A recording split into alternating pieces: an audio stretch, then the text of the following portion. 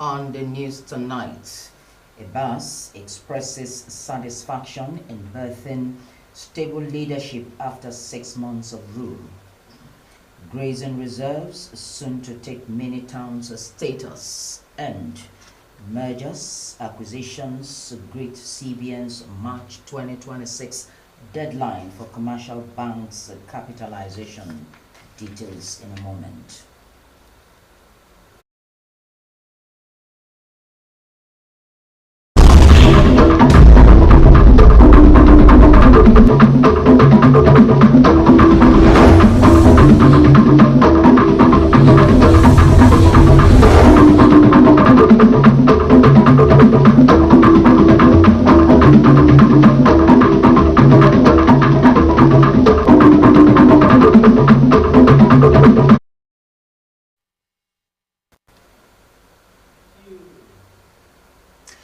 Good evening. Good to have you join us on the World News tonight. My name is Ibigoni Kalio. Do you love and care about River State and our peace?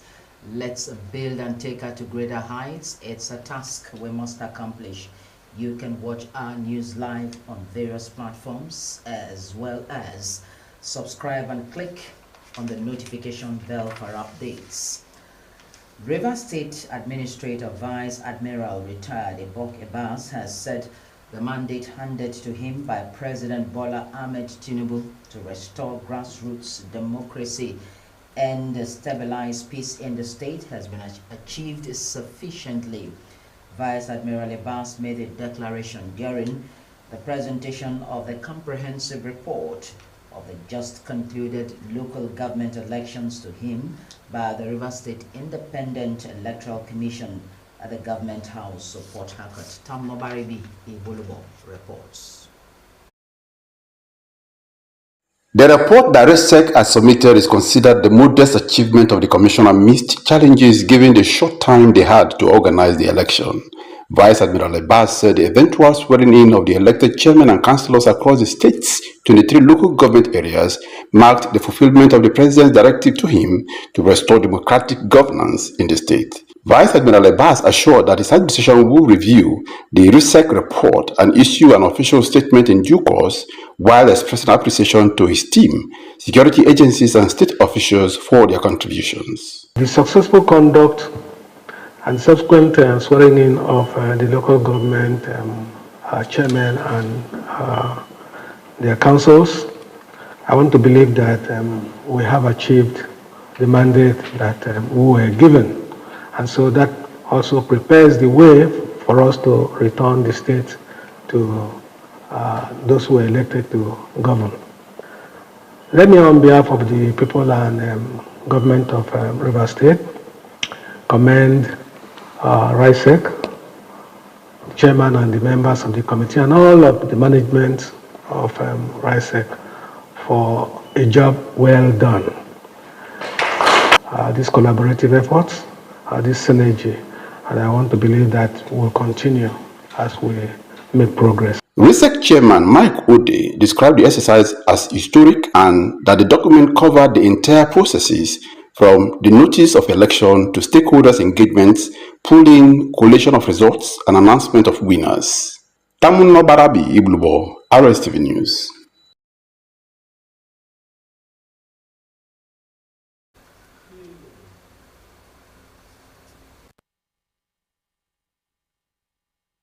An interdenominational church Thanksgiving service as a part of transition activities to usher in democratic governance in River State will be held at the Ecumenical Center along Abunima Wharf Road on Sunday 14th September 2025 at 10:00 hours. Signed by the Secretary to the State Government, Professor Ibibia Lucky Worika. The announcement said the Administrator of the State, Vice Admiral Ebok Abbas, will be the special guest of honor. The announcement invited all permanent secretaries, local government chairmen, heads of state security and paramilitary agencies, traditional rulers, chairmen, and members of boards and governing councils, captains of industries and government officials to attend and be seated at 9:30 a.m.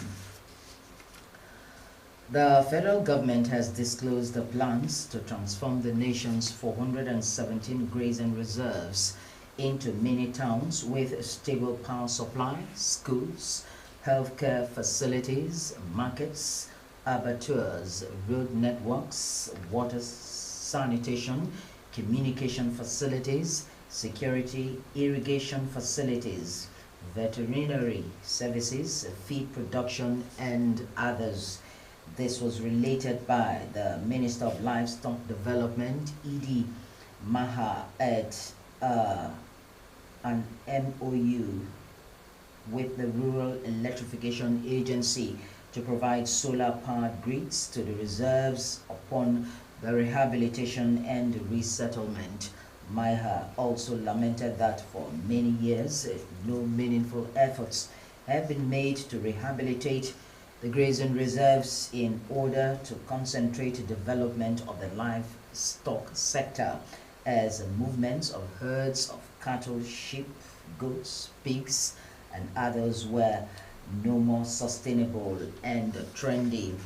The minister also explained that the intervention is not only focused on cattle or grazing reserves, but other value chains in the livestock sector will be carried along. According to him, rehabilitation and grazing reserves will be in phases, but ones earlier mentioned will serve as pilots of the rehabilitation project. Meanwhile, the Executive Secretary, Rural Electrification Agency, Abba Aliyu, explained that the livestock sector demands the agency's deployment of infrastructure to boost productivity and sustain the community with renewable energy. The Federal Ministry of Education has called on all Nigerians to ensure schools remains safe environments where children can learn and teachers can teach without fear. The ministry made the call in a statement shared on its official X handle on Saturday, marking the International Day of Project Education, Protect Education from Attack. Permanent Secretary Abel Eniton, represented by the ministry's Director of Human Resource Management, Dr. Sahid Yusuf, emphasized that insecurity in schools is unacceptable because every child deserves a peace and teachers must work without fear. He stressed that protecting schools is vital to safeguarding the future of the nation's learners. Director of Schools Safety, Husseini Aliyu Abdullahi, added that ensuring school safety is a collective responsibility. The ministry is moving from reactive responses to proactive measures, including security planning and early warning systems to protect students and staff. With just 200 days left before the Central Bank of Nigeria CBN March 31, 2026 recapitalization deadline, Nigerian banks are ramping up efforts to meet the stringent capital requirements. According to reports from exploring mergers and acquisitions to raising fresh capital through rights issues and public offers, the industry is abuzz with strategic moves aimed at strengthening balance sheets and preserving market share. It said the countdown has triggered a wave of activity across the financial sector as lenders race not only to comply with regulatory demands but also to position themselves competitively for the future of banking in Africa's largest economy.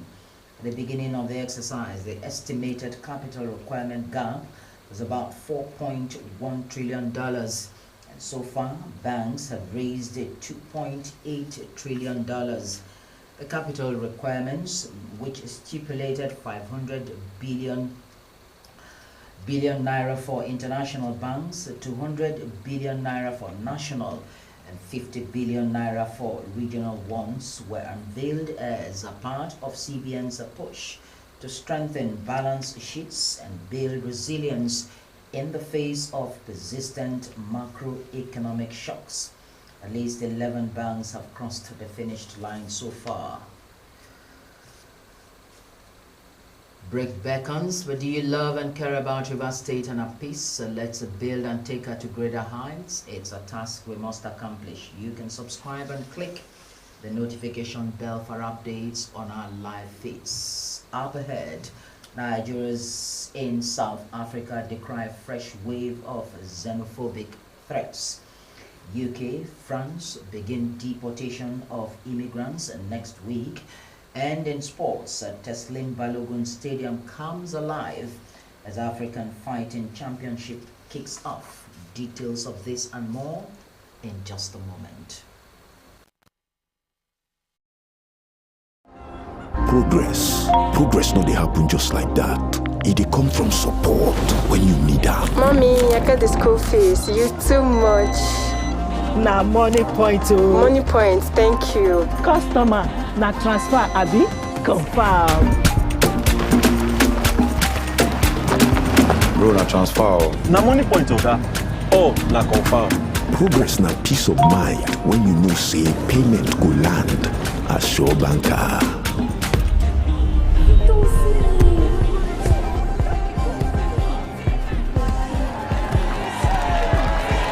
Progress na small wind wey dey carry person go far.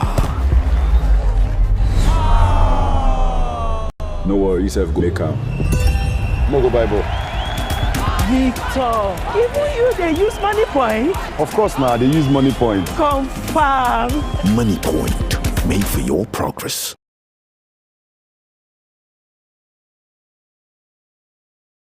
Something extraordinary is coming to the city of Port Harcourt. Christ Embassy Convention Grounds Port Harcourt Mega Zone 2 specially invites you to Total Experience with Pastor Isaac. A day of worship, wonders, and miracles that will transform your life forever. Join us on Sunday, September 14th, 2025, 8 a.m., at Convention Grounds, opposite Agoni Hotels, New Road Roundabout, Rupoku, Port Harcourt, River State. Free transportation will be available from all major bus stops and communities. Plus amazing welfare packages and business empowerment kits, absolutely free. Don't miss Total Experience with Pastor Isaac. For inquiries, please reach out to us with the numbers showing on your screen.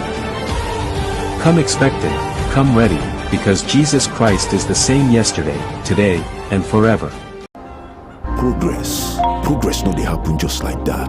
It dey come from support when you need am. Mommy, I got the school fees. You too much. Na money point o. Money point, thank you. Customer, na transfer abi? Confirm. Bro, na transfer. Na money point oga. Oh, na confirm. Progress na peace of mind when you know say payment go land as sure banker.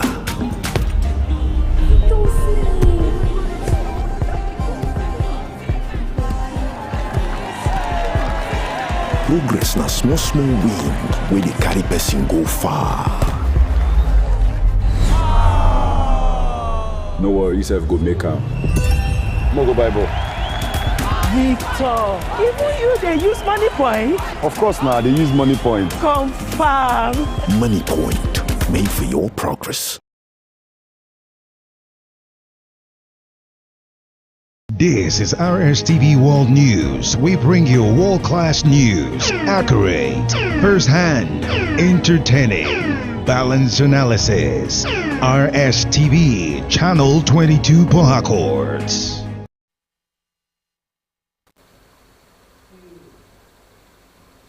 Good to have you join us again.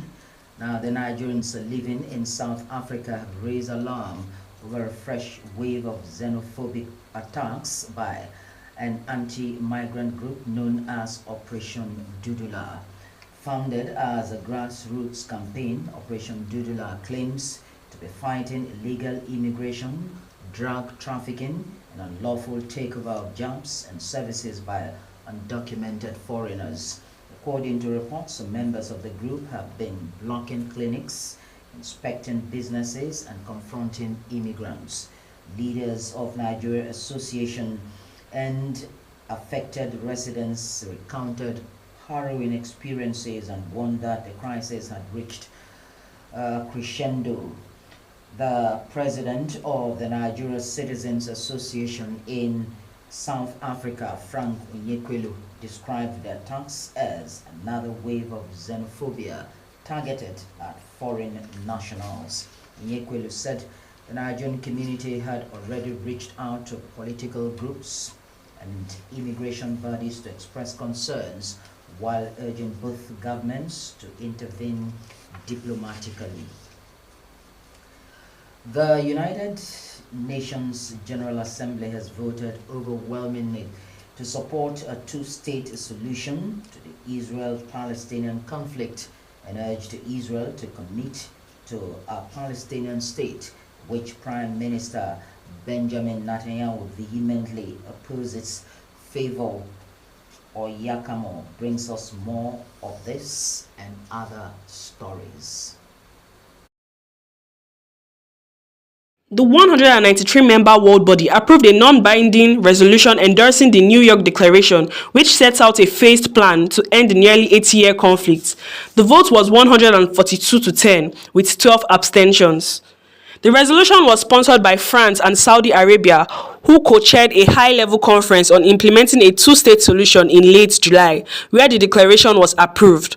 The nearly two-year war in Gaza and the broader Israeli-Palestinian conflict are expected to be at the top of the agenda of world leaders at their annual gathering at the General Assembly starting on September 22nd. The first deportation flights of migrants under the UK's new returns deal with France are expected to begin next week. The one-in, one-out pilot scheme was set up as part of a deal announced by Prime Minister Sir Keir Starmer and French President Emmanuel Macron during his state's visit to the UK in July.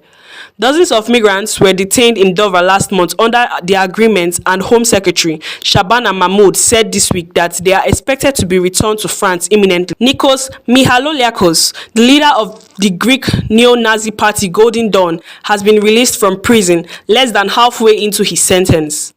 The far-right politician and Holocaust denier was allowed by a judicial council to serve the remainder of his 13-year sentence in the confines of his home on health grounds.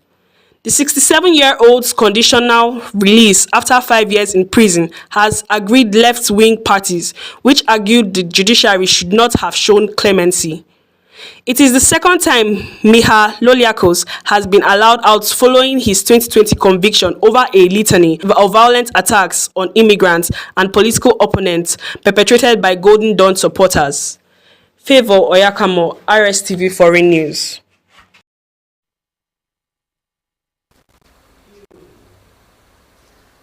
And in sports, Team Nigeria's Chukwuebuka Inekwechi has progressed to the men's shot put final at the 2025 World Athletics Championship, which began on Saturday in Tokyo.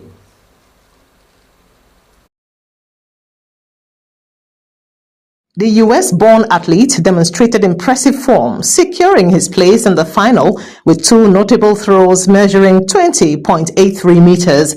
This effort saw him finish 5th in Group A and 7th overall, marking his third consecutive appearance in a global championship final. Inekwechi's remarkable throw of 22.10 meters set on July 5, 2025 currently stands as both the national and African record in the shot put event. Leading the pack in the finals will be New Zealand's Top Walsh, who achieved a throw of 21.74 meters. The AFC World Series Championships has lit up the Teslim Balogun Stadium in Surulere with explosive mixed martial arts action. The tournament, which began on Thursday, is set to have featured over 100 fights by the final on Sunday. The historic championship, sanctioned by the Nigerian MMA Federation, marks a significant milestone for the sport's growth in Nigeria as the first private African promotion officially recognized as a continent ranking and scoring platform for MMA. Sunday's finale will see awards presented and athletes spotlighted in what organizers hope will be a significant step forward for MMA development in Africa. Arsenal have gone top of the Premier League table following a 3-0 win over Nottingham Forest in Saturday's early kick-off at the Emirates Stadium. Liverpool will have the chance to overtake them on Sunday when they travel to Burnley. And Nick Woltenmud enjoyed a debut to remember after his billet header helped Newcastle United end their wait for a first win of the season against Wolves.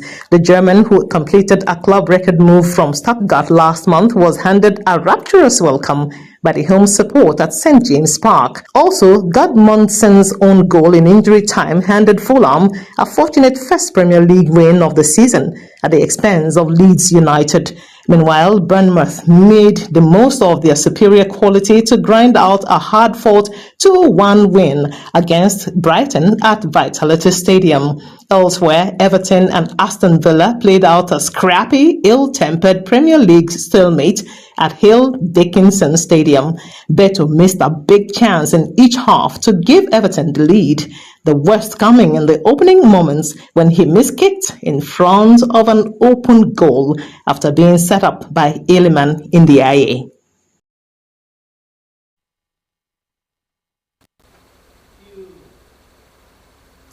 Do you love and care about Rivers State and our peace? Let's build and take her to greater heights. It's a task we must accomplish. You can watch our news live on YouTube and Facebook at Rstv Online. You can as well subscribe and click the notification bell for updates. Let's take a recap of some of the major stories. Rivers State Administrator Vice Admiral retired Ebok Ebas has said the mandate handed to him by President Bola Tinubu to restore grassroots democracy and stabilize peace in the state has been achieved sufficiently. The federal government has disclosed the plans to transform the nation's 417 grazing reserves into mini towns with a stable power supply, schools, healthcare facilities, markets, abattoirs, road networks, water, sanitation, communication facilities, security, irrigation facilities, veterinary services, feed production, and others. We had also reported that with just 200 days left for the Central Bank of Nigeria's CBN March 31, 2026 capitalization deadline, Nigerian banks have begun ramping up efforts to meet the stringent capital requirements, exploring mergers and acquisitions. That's how we capture the world under the lenses of Double Two. Thank you for your time as well as your company. Have a great night ahead.